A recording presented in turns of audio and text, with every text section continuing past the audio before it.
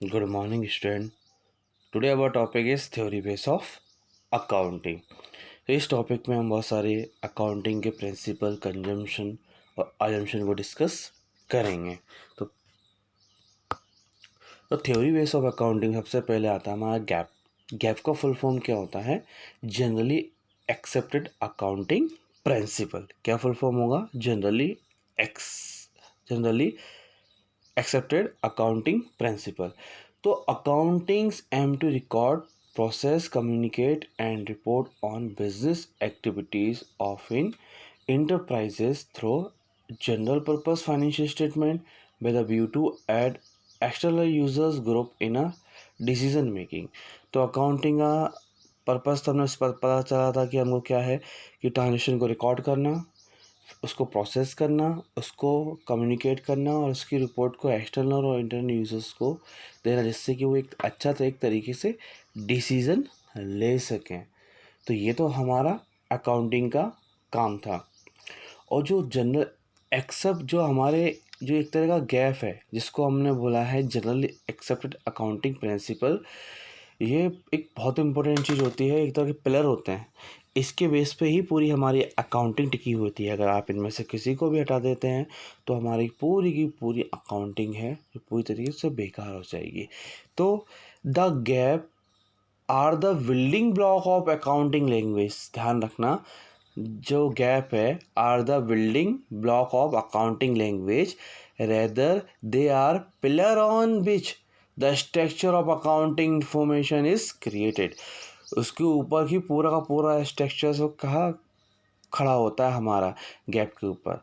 And if we remove these principles, the entire structure of the accounting will come down. अगर आपने इनको एक को भी हटाया तो पूरा का पूरा स्ट्रक्चर आपका ख़त्म हो जाएगा।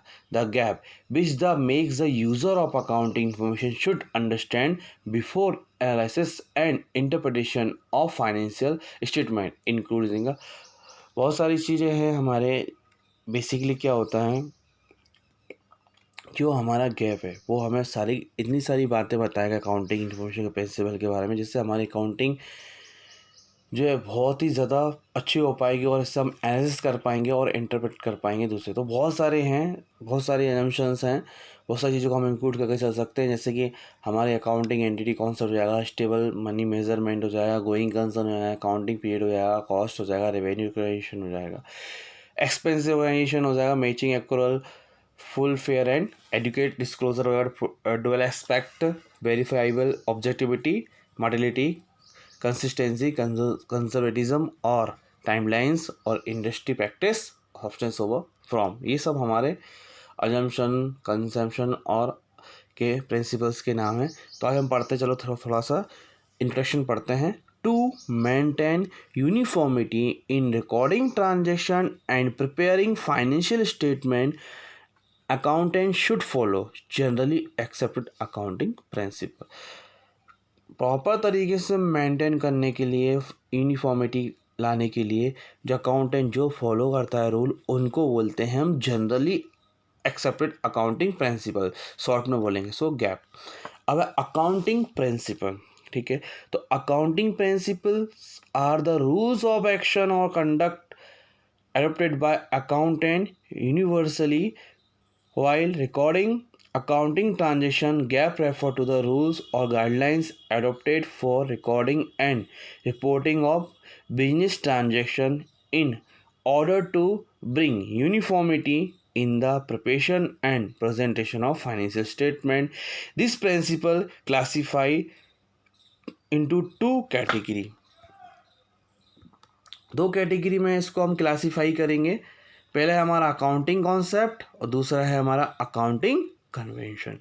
तो अकाउंटिंग कॉन्सेप्ट क्या, आपने अब पहले तो समझा कि अकाउंटिंग प्रिंसिपल क्या होता है। तो अकाउंटिंग प्रिंसिपल एक रूल्स और रेगुलेशन, एक्शन और कंडक्ट जो कौन फॉलो करेगा, अकाउंटेंट करेगा। किसके लिए? यूनिफॉर्मिटी लाने के लिए। अकाउंट्स के जो हम रिकॉर्ड्स रखेंगे वो सारे के सारे अकाउंट्स में यूनिफॉर्मिटी होगी। जब आप किसी भी ऑर्गेनाइजेशन से इसको कंपेयर कर सकते हो, किसी भी चीज़ से आप इसको कंपेयर कर सको, तो वो होगा हमारा अकाउंटिंग प्रिंसिपल। और अकाउंटिंग प्रिंसिपल्स को इन्हें दो तरीके से कैटेगराइज करा है। पहला तो है उनका अकाउंटिंग कॉन्सेप्ट और दूसरा है हमारा अकाउंटिंग कन्वेंशन। तो अकाउंटिंग कॉन्सेप्ट है, they are the basic assumption within which accounting operator. तो ये जो अकाउंटिंग कॉन्सेप्ट के अंदर क्या है, बेसिक अजम्पशन है हमारी, हमको वहाँ पे मान के चलना है, अजम्पशन लेके चलना है, एज्यूम करना है। और दूसरा accounting convention, these are the outcome of accounting practice और principles been followed over a long period of time. तो ये रही हमारी अकाउंटिंग पॉलिसी। क्या पढ़ा हमने अकाउंटिंग पॉलिसीज में? Accounting policies refer to specific accounting principles and method of applying those principles adopted by the enterprises in preparation and presentation of financial statement। Financial statement बनाने के लिए जो भी आप प्रिंसिपल्स रूल्स एप्लीकेबल करोगे उसको बोलेंगे हम अकाउंटिंग पॉलिसी। ये ध्यान रखना। और फाइनेंशियल स्टेटमेंट का मतलब हो गया trading account, profit and loss account and balance sheet. अब फीचर्स ऑफ अकाउंटिंग प्रिंसिपल, तो ध्यान रखना accounting principle are man made, accounting principle are flexible in nature और accounting principle are generally accepted. ये तीन बातें हमेशा याद रखना आप। पहली बात है आपकी मैन मेड है, फ्लेक्सिबल इन नेचर और generally accepted. Necessity of accounting principle, तो accounting information is meaningful and useful for user if the accounting records and financial statement are prepared following general accepted accounting information in standard form which are understand। तो जो हमारे क्यों need होती है कि इससे कि सब लोग हमारी अकाउंटिंग इन्फॉर्मेशन को सही तरीके से समझ सके और एक स्टैंडर्ड फॉर्म में हो सके प्रॉपर तरीके से, जैसे कि कोई भी कुछ भी चीज़ को समझने की कोशिश करे तो उसको क्लियर समझ में आ जाए। इसीलिए हम अकाउंटिंग प्रिंसिपल्स को फॉलो करते हैं एक स्टैंडर्ड्स फॉर्म में।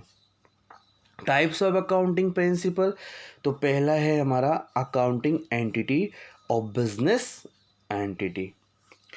तो accounting entity, for accounting it is assumed that business has separate existence and its entity is different from that of its owner। तो इसका मतलब हुआ कि जो बिजनेस है और बिजनेसमैन कैसे हैं, अलग अलग है। हम जब भी अकाउंटिंग करेंगे तो हम एक तरीके से बिजनेस को अलग मानेंगे और बिजनेसमैन को अलग मानेंगे। हम ये मानेंगे कि बिजनेस पूरी तरीके से बिजनेसमैन से क्या है, अलग है। और बिजनेसमैन उसको बिजनेस में कुछ पैसा लगाता है तो हम ये मानेंगे कि बिजनेस ने बिजनेसमैन से कुछ पैसा लिया है और बिजनेस की रिस्पॉन्सिबिलिटी है कि वो उसको रिटर्न कुछ ना कुछ दे, या तो नेट प्रॉफिट या फिर नेट लॉस जो भी है वो उसको दे। तो ध्यान रखना बिजनेस अलग है और बिजनेसमैन अलग है। और हम जब भी अकाउंटिंग करेंगे तो हमारा पॉइंट ऑफ व्यू रहेगा हमेशा बिजनेस, हम बिजनेस के पॉइंट ऑफ व्यू से हमेशा अपनी अकाउंटिंग करेंगे। तो सबसे पहला कॉन्सेप्ट है हमारा अकाउंटिंग एंटिटी, जिसमें हम बिजनेस को और बिजनेसमैन को अलग अलग रखेंगे।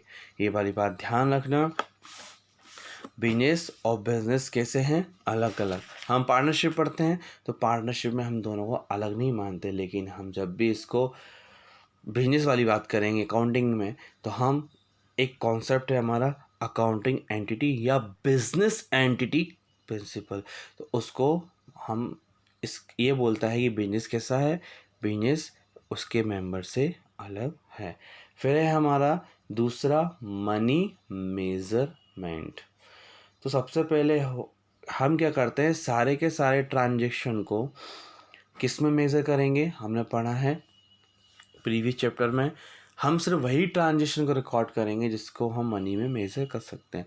तो जिन ट्रांजेक्शन को हम मनी में मेज़र नहीं कर सकते हैं हम उनको रिकॉर्ड नहीं करेंगे, क्योंकि सारे के सारे ट्रांजेक्शन हमको रिकॉर्ड करना बहुत ज़रूरी है। लेकिन जिस ट्रांजेक्शन को हम मनी की टर्म में मेज़र ही नहीं कर पा रहे हैं तो हम उसको रिकॉर्ड नहीं करेंगे। फॉर एग्जांपल 3 स्टोरी बिल्डिंग है, कंस्ट्रक्ट की है, 500 स्क्वायर फीट ऑन प्लॉट, तो हम इसको जो प्लॉट है हमारा उसको मनी की टर्म में मेज़र कर सकते हैं। Furniture consisting of 10 chairs, 5 tables, 5 Godrej, अलमीरास, इनको भी मेज़र कर सकते हैं। ₹10,000 कैश, इसको भी मेज़र कर सकते हैं। 1,000 unit of product held for resale, इसको भी मेज़र कर सकते हैं। Amount to be receive from credit customer of ₹500 units sold on credit basis, measure कर सकते हैं। ₹1,000 payable to Punjab National Bank on accounts of loan, measure कर सकते हैं। Account payable to the supplier for ₹800 units of product supply on credit basis, measure कर सकते हैं। लेकिन हम किसी की ऑनेस्टी को मेज़र नहीं कर सकते, तो ये ध्यान रखना। ऑनेस्टी बहुत इंपॉर्टेंट होती है बिजनेस के लिए, लेकिन हम सिर्फ उन्हीं ट्रांजेक्शन को रिकॉर्ड करेंगे जिनको हम मनी की टर्म में मेज़र कर सकते हैं, और जिनको हम मनी की टर्म में मेज़र नहीं कर सकते उनको, वो नॉन फाइनेंशियल कैरेक्टर के होंगे, तो हम उनको रिकॉर्ड नहीं करेंगे। फिर है हमारा अकाउंटिंग पीरियड कॉन्सेप्ट, बहुत ही इंपॉर्टेंट कॉन्सेप्ट है, ध्यान रखना। थोड़ा डिस्कस करते हैं इसके बारे में। तो accounting period refer to span of time at the end of which financial statement are prepare to throw light on the result of operation of business during the relevant period and the financial position at the end of the relevant period. तो आपको आपकी financial position देखनी है year end में, relevant period, जिस year को आप देखना चाहते हैं उस ईयर की आपको फाइनेंशियल कंडीशन देखनी है। तो आप तो क्या करोगे आप, पहली बात तो उस ईयर का एक आप अकाउंटिंग ईयर क्रिएट करोगे, और वो अकाउंटिंग पीरियड क्या होगा हमारा, अकाउंटिंग ईयर क्या रहेगी हमारी, 1 अप्रैल से लेकर 31 मार्च जनरली। और कुछ लोग क्या फॉलो करते हैं 1 जनवरी से लेकर दिसंबर। तो जनरली क्या फॉलो किया जाता है, 1 अप्रैल से लेकर 31 मार्च, यही हमारा फाइनेंशियल ईयर भी होता है। तो आपको 12 महीने की अकाउंटिंग रखनी होगी, और फिर 12 महीने की अकाउंटिंग रखने के बाद फिर हम साल के अंत में देखेंगे कि हमको कितना प्रॉफिट हुआ है और हमें कितना लॉस हुआ है। वो किसके बेस पर पॉसिबल हो पाएगा, हमारा अकाउंटिंग पीरियड प्रिंसिपल, क्योंकि हमें उस पर्टिकुलर ईयर के बारे में देखना है कि उस पर्टिकुलर ईयर एंड पे हमें कितना प्रॉफिट हुआ है और हमें कितना लॉस हुआ है। ये सब चीज़ें हम किसके अंदर देख पाएंगे, हमेशा हमारी अकाउंटिंग पीरियड प्रिंसिपल, जो कब से कब तक होता है हमारा, जो होगा हमारा 1 अप्रैल से 31 मार्च, 1 अप्रैल से लेके 31 मार्च। ध्यान रखना, कहीं कहीं आपको कैलेंडर ईयर भी मिलेगा।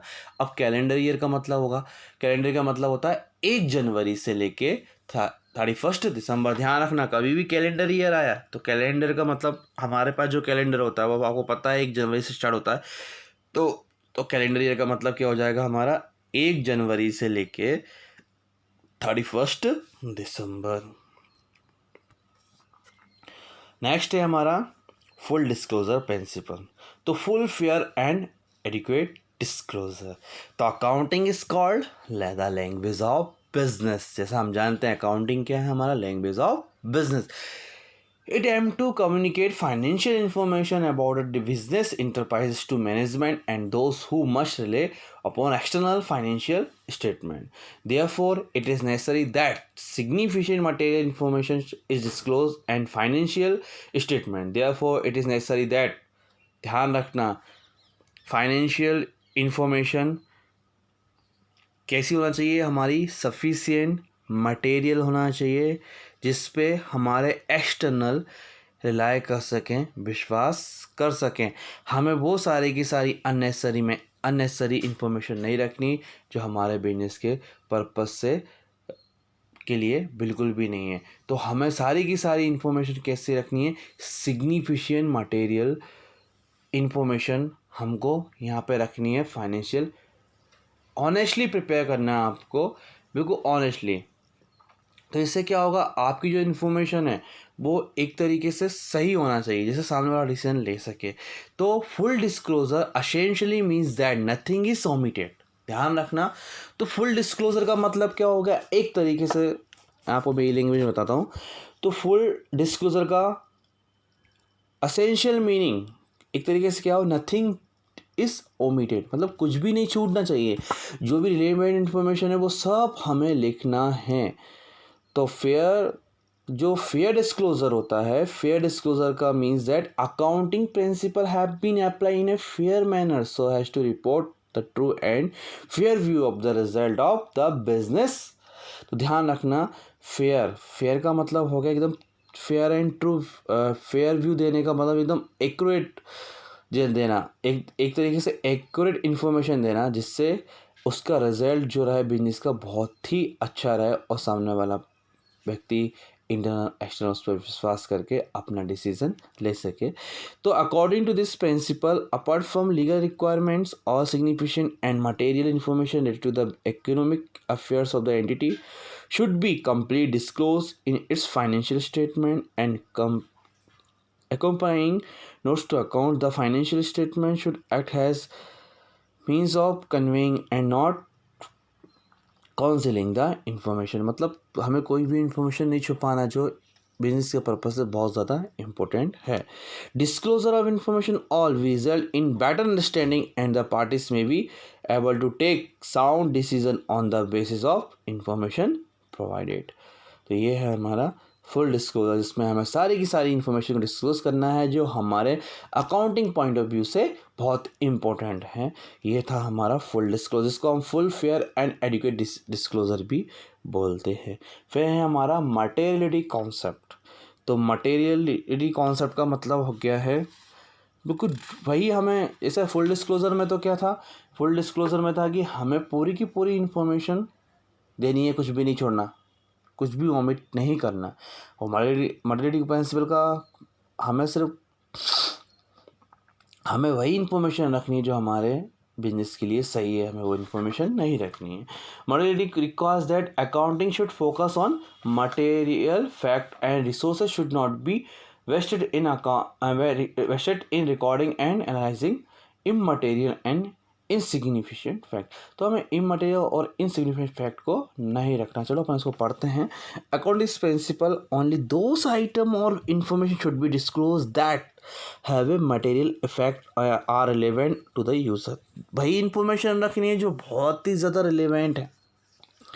Disclosure of all material fact is compulsory but is not implied that even those figures which are irrelevant are to be included in a financial statement. Whether in item is material or not depend on its nature.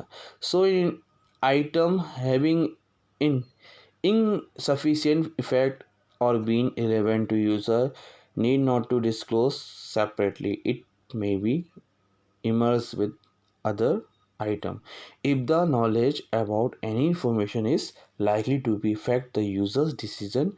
It is term has material. तो material का मतलब हो गया जो बहुत ही ज़्यादा important है, जिससे यूज़र का डिसीजन हो सकता है। बस वही हमको हमारा फाइनेंशियल रिपोर्ट में रखना है, ऐसी कोई भी इंफॉर्मेशन नहीं रखनी जो सही नहीं है, हालांकि वो रिलेवेंट हो, लेकिन उससे कोई डिसीजन हो रहा जिससे कोई कुछ प्रॉब्लम हो सकती है, बिजनेस के लिए सही नहीं है। फॉर एग्जांपल सपोज कोई किसी को शादी के पर्पज से देखने जाता है, तो उससे घर वाले उसको सिर्फ पॉजिटिव ऐसे उसको सामने रखेंगे कि नहीं हमारे लड़की में ये है वो है, कोई नेगेटिविटी नहीं बताया, क्योंकि अगर आपने कोई भी नेगेटिविटी डाली तो सामने वाला डिसीजन क्या हो जाता है, चेंज हो जाता है।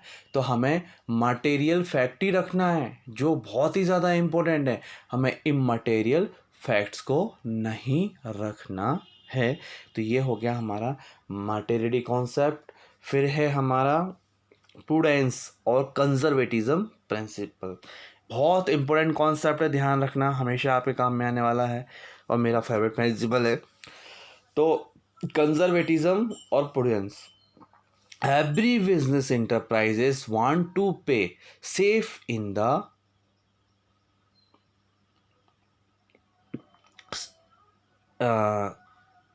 प्रूडेंस और कंजर्वेटिज्म। तो हमने पढ़ा है अभी कि every business enterprises want to play safe in the world of uncertainty. The working rules is anticipate no profit but provided all possible losses. बहुत इंपॉर्टेंट चीज़ है, बस इतनी सी लाइन आपको याद रखनी है द वर्किंग रूल इज क्या है, इसका रूल क्या है, इसका रूल है anticipate no profit but provide for all possible losses. मतलब आपको क्या करना है कि जो प्रॉफिट है उसको तो रिकॉर्ड नहीं करना, लेकिन जो ऑल पॉसिबल प्रॉफिट है भले वो आने वाले टाइम के लिए, उसको हमें रिकॉर्ड करना है। यही चीज़ है इसके अंदर कि आपको फ्यूचर में हुए जो प्रॉफिट होने वाला है उसको आपको रिकॉर्ड नहीं करना, लेकिन फ्यूचर में आपको जो लॉस होने वाला है उसको तो आपको करना ही है। In a world characterised by uncertainty, conservatism should be the way of leading life. It should be philosophy of the life in constructive aggressive attitude। तो एक तरीके से लॉस होना पॉसिबल है बिजनेस के अंदर। तो बस हमें इस प्रिंसिपल में हमें ये याद रखना है कि जो फ्यूचर में प्रॉफिट होंगे उसको हम रिकॉर्ड नहीं करेंगे, जो लॉसेस होंगे उसको रिकॉर्ड करेंगे। तो according to this principle prospective profit should not be recorded but all prospective losses should immediately be recorded। तो प्रॉफिट को रिकॉर्ड नहीं करना पर लॉसेस को हमें इमीजिएटली रिकॉर्ड करना है। The objective of this principle is not to overstate the profit of the enterprises in any case and this concept ensures that a realistic picture of a company is portrait when different equally acceptable alternative methods are available. The methods having the least favorable immediate effect on profit should be adopted। तो ध्यान रखना कि हमें क्या करना है, जो future losses होंगे हमें उनको इमीजिएटली रिकॉर्ड करना पर प्रॉफिट को रिकॉर्ड नहीं करना है। दूसरा है हमारा कॉस्ट प्रिंसिपल और हिस्टोरिकल कॉस्ट। तो कॉस्ट प्रिंसिपल और हिस्टोरिकल कॉस्ट क्या हो गई आपकी एक तरीके से। हिस्टोरिकल कॉस्ट समझ से, हिस्टोरिकल का मतलब जो हम जैसे कोई हमने कोई बिल्डिंग परचेज की तो वो 10 साल बाद एक तरीके से उसकी हिस्टोरिकल कॉस्ट हो जाएगी। भाई आप मैंने 10 लाख की खरीदी, आपने 10 साल बाद कोई तुमसे पूछेगा कि इसकी कॉस्ट क्या है तो हम उसको बोलेंगे 10,000, पर वो कॉस्ट क्या रह जाएगी हमारी हिस्टोरिकल कॉस्ट। तो according to this principle in assets is recorded in the books of account is the original cost comprising of the cost of acquisition and all expenditure income of making this assets ready to use. तो cost principle में हम हमारी जो भी assets होगी हम किस पे रखेंगे उसको ओरिजिनल कॉस्ट। और ओरिजिनल कॉस्ट में हम क्या क्या शामिल करते हैं भाई, उसकी कॉस्ट जिसमें आपने परचेज किए, फिर उसको रेडी टू यूज़ तक कंडीशन में लाने के लिए जो भी एक्सपेंस होंगे। फॉर एग्जांपल आपने मशीन खरीदी, मशीन को फिर आप लोडिंग अपलोडिंग, फिर उसको आप घर लेकर आओगे या बिजनेस में लेके आओगे, फिर आप उसको इंस्टॉल करवाओगे, फिर आपको उसमें जो भी जितना भी खर्च लगेगा जब तक वो रेडी नहीं हो जाती यूज़ करने के लिए तब तक के सारे पैसा हम उसमें जोड़ेंगे, जिसको बोलेंगे हम कॉस्ट प्रिंसिपल और historical cost. This cost becomes a basis of all subsequent accounting transaction for the assets since the acquisition cost related to the past it is a referred to as the historical cost। तो ये था हमारा आज historical cost और हमारा cost principal.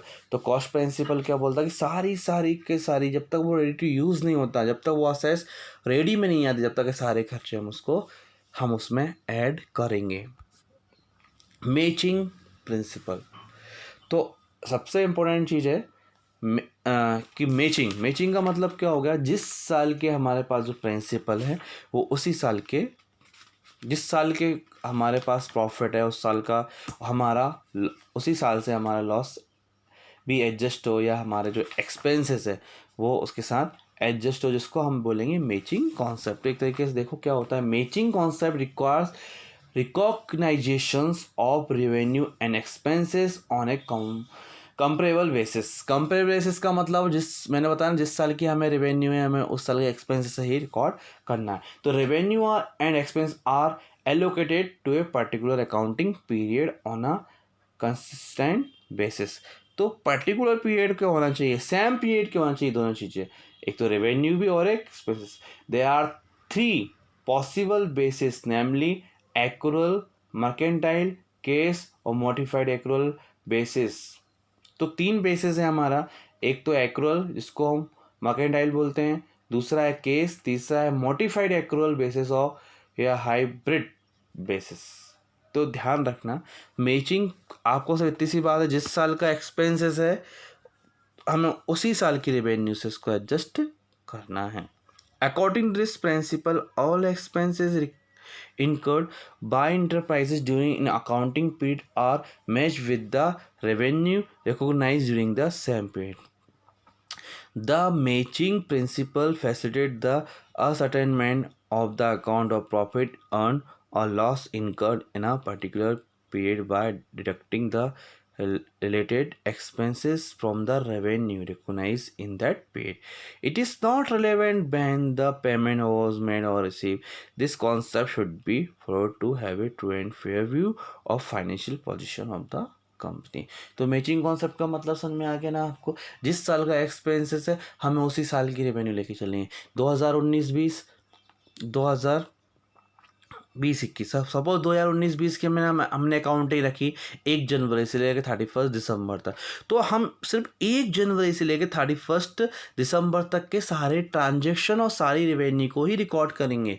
ध्यान रखना, इस 1 जनवरी 2020 आ गया तो ये हमारा अकाउंट ईयर अलग हो गया, इसको हम इस ईयर में नहीं ले सकते। बस इतना ध्यान रखना, हमें यहाँ पे पेमेंट मिला हो या नहीं मिला हो, हमें अकाउंट्स को रिकॉर्ड करना है सेम ईयर। ज़रूरी नहीं कि पैसा मिला है तभी हम रिकॉर्ड करेंगे, नहीं भी मिला तो भी हमको, अगर हमारा ट्रांजेक्शन हुआ है तो हमें उसको रिकॉर्ड करना है। ये है हमारा मैचिंग कॉन्सेप्ट, मैच करना सेम ईयर से रेवेन्यू और एक्सपेंसेस को।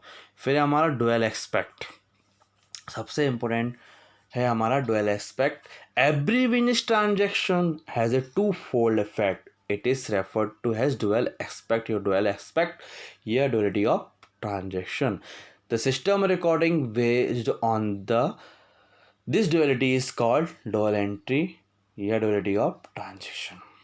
फॉर एग्जाम्पल भाई, हर ट्रांजेक्शन के 2 एस्पेक्ट रहेंगे, एक रहेगा डेबिट और एक रहेगा आपका credit. For example, when ₹10,000 cash is contributed bye honour, अगर किसी 10,000 कॉन्ट्रीब्यूट करा है किसी ऑनर ने बिजनेस में इन्वेस्ट करे तो उसकी एंट्री होगी cash account debit to capital या bank account debit to capital. तो एक अकाउंट हमारा डेबिट हो रहा है और एक अकाउंट हमारा क्रेडिट हो गया। तो हर ट्रांजेक्शन के कितने एक्सपेक्ट होंगे, हमेशा 2 एक्सपेक्ट होंगे, एक डेबिट होगा और एक क्रेडिट होगा। तो इसको बोलेंगे हम डुअल एक्सपेक्ट प्रिंसिपल, क्योंकि जो भी हम ट्रांजेक्शन करेंगे उसके 2 इफेक्ट होंगे ही होंगे। ये मैंने आपको एग्जांपल भी दे रखा है, आप इस तरीके से भी समझ सकते हैं। तो आप तो बस इतना ध्यान रखना, डुअल एक्सपेक्ट का मतलब हो क्या है कि एवरी ट्रांजेक्शन हैज़ 2 एस्पेक्ट। कितने, हर ट्रांजेक्शन कितने एस्पेक्ट रहेंगे, 2, एक डेबिट और एक क्रेडिट, और अमाउंट किसी होगी दोनों की इक्वल। डेबिट में भी सेम अमाउंट आएगी और क्रेडिट में भी सेम अमाउंट आएगी, जो हम जनरल एंट्री पढ़ेंगे जब हम आपको अच्छी तरीके से समझ में आएगा ये। फिर है आपका रेवेन्यू रिकॉग्नाइजेशन कॉन्सेप्ट। तो सबसे इम्पोर्टेंट चीज़ है, जिस पॉइंट पे आपकी सेल हो जाए उस टाइम पे हम रेवेन्यू को रिकॉग्नाइज कर लेंगे, चाहे वो सेल हमारी कैश में हुई हो या हमारी क्रेडिट में हुई हो। फिक्स टर्म्स पर हुई तो हम उसको रिकॉग्नाइज करेंगे, चाहे हमें उसका पेमेंट मिला हो या हमें उसका पेमेंट नहीं मिला हो, उसको बोलेंगे हम revenue recognisation concept. So this principle is concerned with the revenue we recognize in the income statement of enterprises. Revenue is a gross flow of cash receivable or other consideration arising in the course of ordinary activity of enterprises from the sale of goods, rendering of service and use of enterprises resources by other holding interest, royalty and dividend. तो revenue का मतलब हो जिस time पे cell हो जाए, जिस time पे आपको इंटरेस्ट मिल गया या वो क्रिएट हो गया या आपको मिला भी, जैसे कि इंटरेस्ट है, आपने रेंट पे, आपने आपका घर बनाया उसको आपने रेंट पे दे दिया, आपको पता है कि आपको रेंट मिलेगा तो आप उसको रिकॉग्नाइज कर सकते हैं। हाँ, उस टाइम आपको पैसा नहीं मिला हो, एडवांस नहीं दिया, पर आपको पता है कि अब आपको पैसा मिलेगा तो आप उसको रिकॉग्नाइज कर सकते हैं उसकी आप एंट्री कर सकते हैं। ये था हमारा रेवेन्यू रिकॉग्नाइजेशन। कब करोगे? जिस मोमेंट पे आपकी सेल होगी उसको आप रिकॉग्नाइज कर दो। फिर है हमारा फेवरेबल ऑब्जेक्टिविटी या liability. Accounting records are based on documentary events. सबको पता है अकाउंटिंग हम किसके बेस पे करेंगे? डॉक्यूमेंट रहेंगे, and which can be verified objectively and substantially the recorded event. तो एकदम जो कैसे रहेंगे, हमारा जो ऑब्जेक्टिव फुल होना चाहिए, जो हमारा इवेनेंस रहेंगे वो एकदम करेक्ट होना चाहिए, जिसको हम वेरीफाई कर सकें। सोर्स डॉक्यूमेंट विच है sales bill, purchase bill, paying slip, cash memo ensure objective recording of business transaction. Accounting records are to great extent unwaged and are not affected by the personal judgment या perception of the personal recording this event. Objectivity ensures dependability and reliability of the accounting records. It is needed because most of the use of financial statements are external to the business. आप पता है ना कि बहुत सारे users होते हैं हमारे फाइनेंशियल स्टेटमेंट के, तो और हमारी जो अकाउंटिंग होती है वो किसके बेस पे होती है? हमारी हमेशा डॉक्यूमेंट बेस पे होती है। तो हमारी जो अकाउंटिंग है वो ऑब्जेक्टफुल एंड सस्टेनेबल होना चाहिए, एकदम एक्यूरेट होना चाहिए, जिसके क्योंकि इस पे हमारे दूसरे लोग भी डिपेंड है कि दूसरे के बेस पे नहीं होना। कभी कभी क्या होता है, अकाउंटिंग या अपनी बिजनेस की अच्छी पोजीशन शो करने के लिए कुछ गलत तरीके से डिसीजन ले लिए जाते हैं, कुछ गलत चीज़ें शो कर दी जाती हैं, जो बिजनेस में है ही नहीं है वो चीज़ बता दी जाती है। तो हमारी अकाउंटिंग वेरीफाइबल होनी चाहिए और जो डॉक्यूमेंट्स है बिल्कुल एक्यूरेट होना चाहिए। कभी कभी क्या होता है, और बिजनेस है तो बिजनेस में कोई भी एम्प्लॉय कुछ काम कर रहा है, तो एक दूसरे एम्प्लॉय कोई सपोज परचेज डिपार्टमेंट सौंप के रखा हुआ, तो वो क्या करता है कि कुछ भी उसने प्रोडक्ट खरीदा बिजनेस के लिए, तो उसकी कॉस्ट बिल में कुछ और लिखा देता है। जैसे सपोज़ फॉर एग्जांपल 500 का आया, तो वो कुछ पैसे बीच में लेने के लिए 600 का शो कर देगा। और सबसे इम्पोर्टेंट चीज़ तो आजकल क्या होता है कि जैसे कि बड़े बड़े मॉल्स रहते हैं, तो उनमें क्या होता है कि वो प्रोडक्ट जो लेने जाते हैं, कभी कभी कुछ प्रोडक्ट ऐसे होते हैं जो डेली बेसिस पे यूज़ होता है बिजनेस के अंदर, तो उनमें भी वो थोड़े बहुत नहीं, काफ़ी पैसे को वो बचा लेते हैं, एक तरीके से चोरी करते हैं पैसे की। तो फॉर एग्ज़ाम्पल कोई हैंड वॉश लेके आया, काम अपना बिजनेस है, आप बिजनेस में अभी कोविड-19 के हैंड वॉश बहुत सारे हैं, तो पता है आपको कहीं कहीं बहुत सारे ऑफर चलते हैं, एक के साथ एक फ्री वाला। तो वो एम्प्लॉई क्या करता है कि एक के साथ एक फ्री वाला लेके आ जाता है, ऊपर जो बिल बनाता है वो कैसे क्रिएट कर देता है पूरा का पूरा फुल अमाउंट से, तो उसमें वो कई पैसे बचा लेता है। फिर है हमारा सबसे इम्पोर्टेंट फंडामेंटल अकाउंटिंग अजम्पशन। ये है हमारी अजम्पशन। अब तक हमने पढ़े थे वो थे हमारे प्रिंसिपल। ध्यान रखना, प्रिंसिपल अलग होते हैं, कन्वेंशन अलग होते हैं और अजम्पशन अलग होती है। तो अजम्पशन आपके हमेशा 3 ही रहेंगी। पहली है गोइंग कंसर्न अजम्पशन, बहुत ही इंपॉर्टेंट अजम्पशन है हमारी। तो गोइंग कंसर्न का मतलब होता है बिजनेस मैन क्या चाहता है कि उसका बिजनेस हमारा हमेशा चलता रहे। जब भी आप बिजनेस स्टार्ट करोगे आप चाहोगे आपका बिजनेस चलता रहे हमेशा हमेशा के लिए चलता रहे। तो गोइंग कंसर्न का मतलब हो गया कि बिजनेस कंटिन्यू हमारा चलना चाहिए। ये हमारा एक इंटेंशन होता है कि हमारा बिजनेस कैसे चलेगा, कंटिन्यू बेसिस पे चलेगा। तो इसको बोलते हैं हम गोइंग कंसर्न अजम्पशन, यानी गोइंग कंसर्न यानी चलता रहे ये। तो this concept assume that enterprise has an indefinite life और एग्जिस्टेंस। लाइफ कैसी होनी चाहिए इनकी? एकदम लॉन्ग लाइफ होना चाहिए। जब भी आप बिजनेस स्टार्ट करोगे तो आप ये सोचोगे आपका बिजनेस हमेशा कैसा चले, फुल लॉन्ग टाइम के लिए चले। ऐसा नहीं कि आज बिजनेस स्टार्ट किया है कल बंद हो जाए। तो वो किसके अंदर पढ़ेंगे हम? गोइंग कंसर्न कौन सा, जिसका बिजनेस में कंडीशन होगा कि उसका जो बिजनेस है फ्यूचर में अच्छा चले, लॉन्ग टाइम के लिए चले, उसको बोलेंगे हम going concern concept. It is assumed that the business does not have an intention to liquidate or scale down its operation significantly.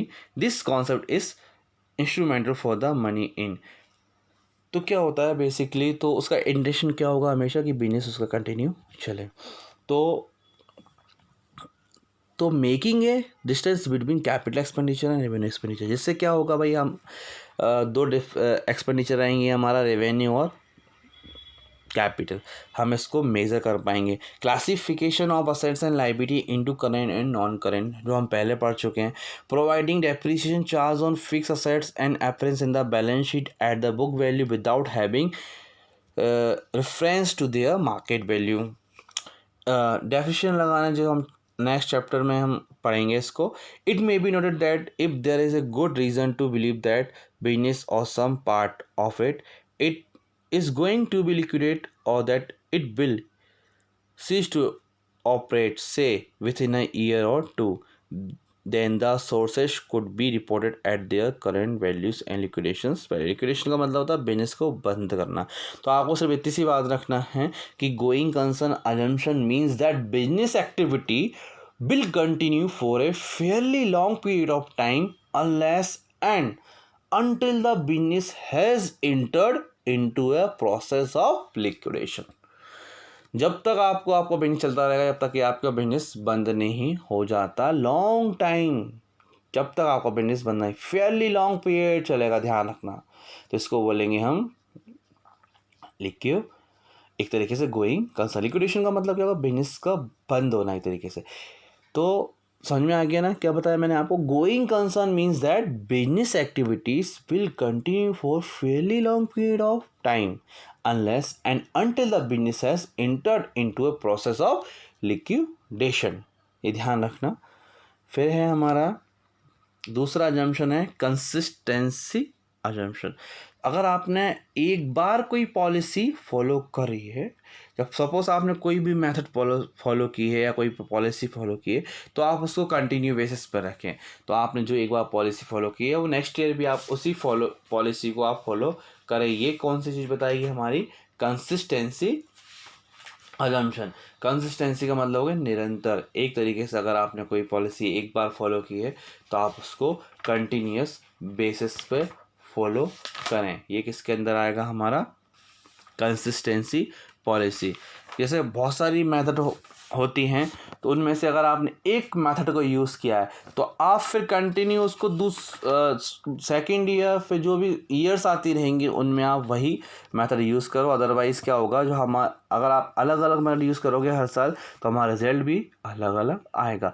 The need for the consistency arises from the need to make comparison of business over period of time called time series analysis, and various business belonging to one industry or many industries called gross sectional analysis। अब the basically consistency का मतलब क्या हो गया कि जो policy आपने एक बार फॉलो की है, उसको ही आप दूसरी साल फॉलो करो, जिससे कि आप कंपेयर कर सको किसी भी चीज़ से, दूसरे बिजनेस से कंपेयर कर सको, खुद के बिजनेस से कंपेयर कर सको कि आपको इस साल कितना प्रॉफिट हुआ, नेक्स्ट ईयर आपको कितना प्रॉफिट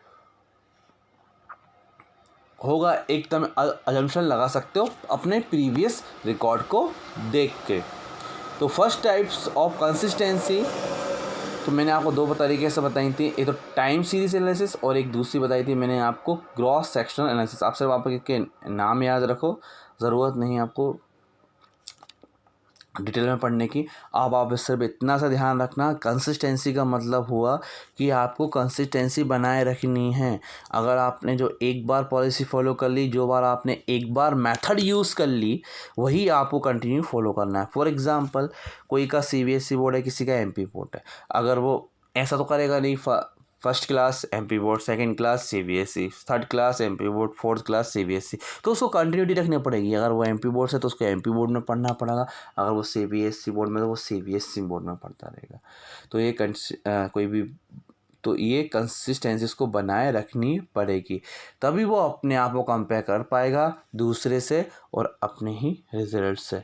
फिर हमारा एक्रुअल assumption।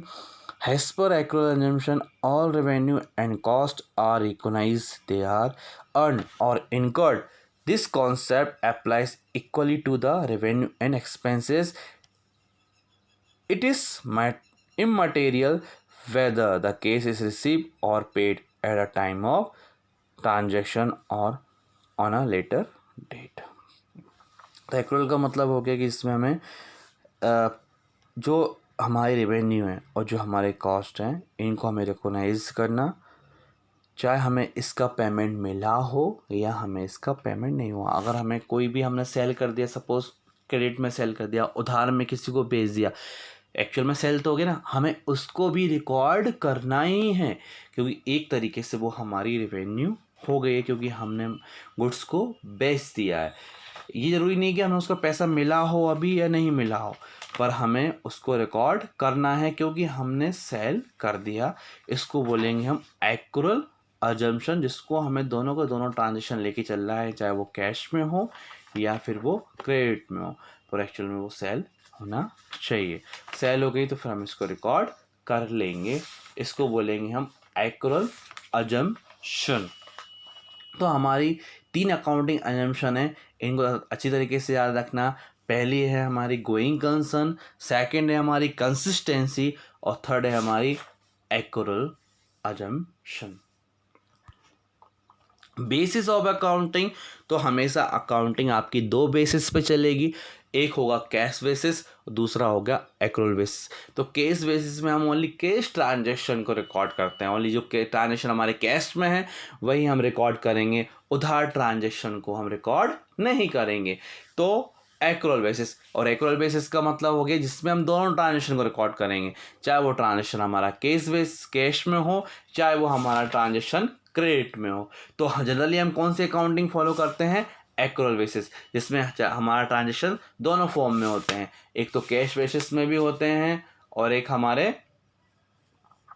एक्रूअल बेसिस में भी होते हैं। तो कैश बेसिस में कैश ट्रांजैक्शन को लेंगे और एक्रूअल बेसिस में दोनों ट्रांजैक्शन को लेंगे।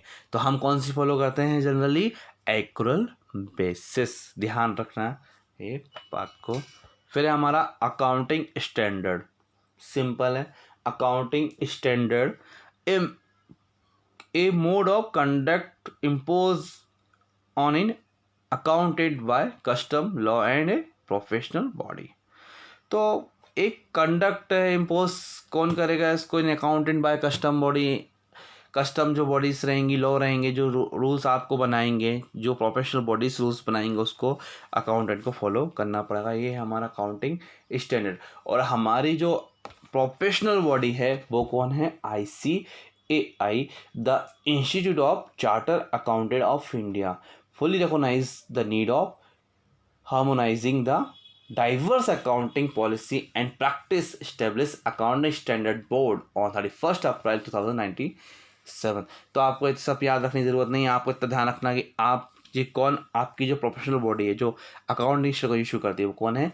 ICAI। फुल फॉर्म क्या रहेगा इसका? The institute of charter accountant of India. ध्यान रखना कॉन्सेप्ट ऑफ अकाउंटिंग स्टैंडर्ड। तो accounting standard are written statement issued from time to time by institution of accounting professional, कौन? ICAI, specifying uniform rules and practice for drawing the financial। ठीक। Nature of accounting standard, तो accounting standard are guidelines which provide the framework credible financial statement can be produced। तो according to the change in business environment, accounting standards are being changed or revised from time to time to bring uniformity in accounting practice and to ensure consistency and comparability is a main objectivity of accounting standard। Whereas the alternative accounting practices available in enterprises is free to adopt, so accounting standards are flexible। Accounting standards are amended in future. तो account standard time time change भी हो जाते हैं, इसमें amendments भी हो सकते हैं। तो ये था हमारा अकाउंट स्टैंडर्ड का नेचर। तो पता होना चाहिए आपको अकाउंट स्टैंडर्ड कौन इशू करता है? ICAI एक प्रोफेशनल बॉडी है। ICAI फुल फॉर्म क्या रहेगा इसका? Institute of Chartered Accountant of India. Objectivity of accounting standard, तो accounting standard are required to bring uniformity in accounting practice and policy by proposing standard treatment in presentation of financial statement to improve reliability of the financial statement, Statement prepared by using accounting standard are liable for various users because this standard create a sense of confidence among the users to prevent frauds and manipulations by codifying the accounting method and practice. तो एक तरीके से क्या होता है कि accounting standard से जो फ्रॉड होते हैं उसको हम रोक सकते हैं, जो मैनिपुलेशन होते हैं उनको भी हम रिकॉर्ड कर सकते हैं, क्योंकि एक स्टैंडर्ड होता है उसको ही आपको फॉलो करना है। अगर आप उसको फॉलो करोगे तो कहीं से कोई गलती नहीं होगी, अगर कहीं गलती होती है, कहीं फ्रॉड होता है तो हमें नज़र आ जाता है। और उसके बाद है to help auditors. Accounting standard provide uniformity in accounting practice, so it's help auditor to audit the books of account. तो यूनिफॉर्मिटी प्रोवाइड करती है, जिससे हेल्प करती है ऑडिटर को उसके बुक्स को चेक करने में। तो ऑडिटर कौन होता है? एक तरीके से जो फाइनेंशियल स्टेटमेंट को चेक करता है उसको हम बोलेंगे auditor. IFRS based financial statement. तो following financial statement are produce under IFRS. Statement of financial position. The elements of this statement are assets, liabilities, equity. Comprehensive income statement, statement of financial position or comprehensive income statement. The elements of this statement are a revenue v expenses. First क्या हमारा revenue, दूसरे क्या हमारा expenses. Third statement of change in equity, statement of cash flow, notes and significant accounting policy.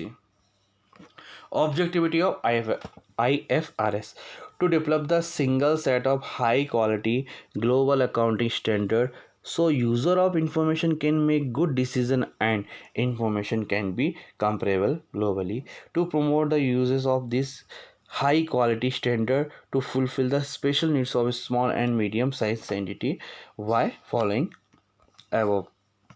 तो benefits of IFRS, तो global comparison of financial statement of any companies is possible. Financial statement prepared by using IFRS shall be better understand with financial statement prepared by the country specific accounting standards, so the investor can make better decision about their investment. Industry can raise or invest their fund by better understanding if financial standards are there with IFRS.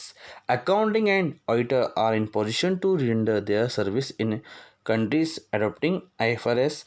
By implementation of IFRS, accountant and auditors can save the time and money. Firm using IFRS can have better planning and execution. It will help the management to execute their plans globally.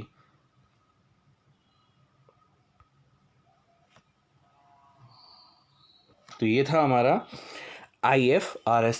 सिर्फ IFRS में आपको इतना सब कुछ पढ़ने की ज़रूरत नहीं है, सिर्फ आप इसका फुल फॉर्म और ये जनरली होता क्या है, जनरल मीनिंग इसके आपको जान के रखना है। आज के लिए हमारा टॉपिक यहीं समाप्त होता है। सो जो भी किसी को डाउट है वो मुझसे पर्सनली पूछ सकता है। ध्यान रखना सारी की सारी चीज़ें बहुत ज़्यादा इंपॉर्टेंट्स हैं। ये वाला चैप्टर बहुत ही ज़्यादा इंपॉर्टेंट है, इसको बहुत अच्छी तरीके से पढ़ना। किसी भी प्रिंसिपल में, अजम्पशन में, कन्वेंशन में या किसी भी टॉपिक में कोई डाउट है तो आप मुझसे पूछ सकते हैं इमीडिएटली, मेरे को पर्सनल मैसेज कर सकते हैं, जैसा भी आपको लगे, पर आपको डाउट क्लियर करके रखना है। So thank you and happy study.